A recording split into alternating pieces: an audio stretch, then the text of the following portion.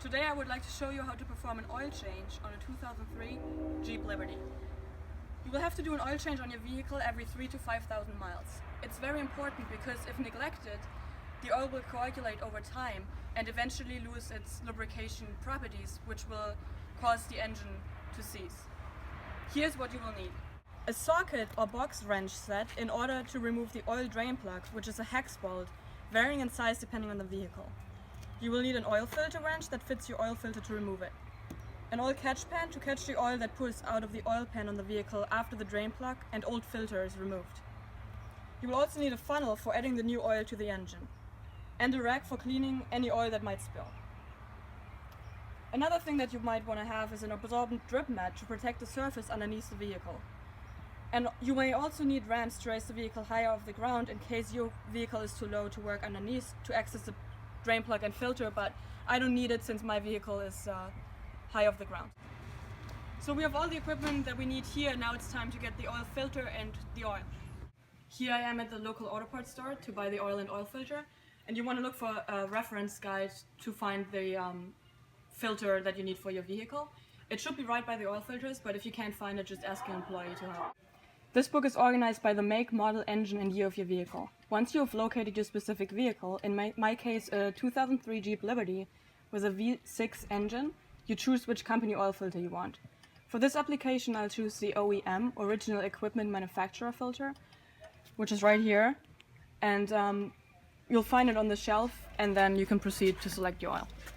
To select the right type of oil and capacity you need for your vehicle, you want to check your owner's manual. If you don't have one, you will be able to find it online.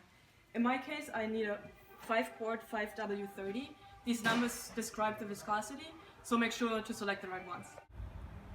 The first thing you will want to do is open the hood, and the release is usually located on the driver's side beneath the dashboard. Now feel under the hood for your safety release and open it up. In the engine bay, locate the engine oil fill cap and remove it. Place your drip mat under the area that you will be working. Then go under the vehicle to locate the drain plug. Before you do this, keep in mind that the oil might be hot. It's a good idea to wait approximately 30 minutes after using your vehicle. Locate the drain plug and place your catch pan under it. Find the appropriate wrench to remove the plug and drain the oil.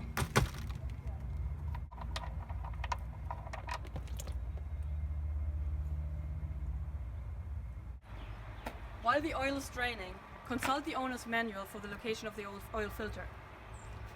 Using the filter wrench, place the wrench over the filter in such a way that when you rotate it counterclockwise, the wrench loop tightens on itself to grip the filter. Once the filter breaks loose, you can loosen and remove the filter by hand. Now that all the oil has been drained, reinstall the drain plug, securing it tightly. Wipe any excess oil to make any new leaks apparent. To install the new filter, some manufacturers recommend that you put oil in it, but it's not required. To ensure a good seal, use your finger to line the rubber gasket with new oil on the new filter. The filter wrench is not required to install the new filter. Tighten it by hand to one full rotation after the gasket is seated. Place the funnel in the oil fill and fill it up with the manufacturer's specified amount of oil.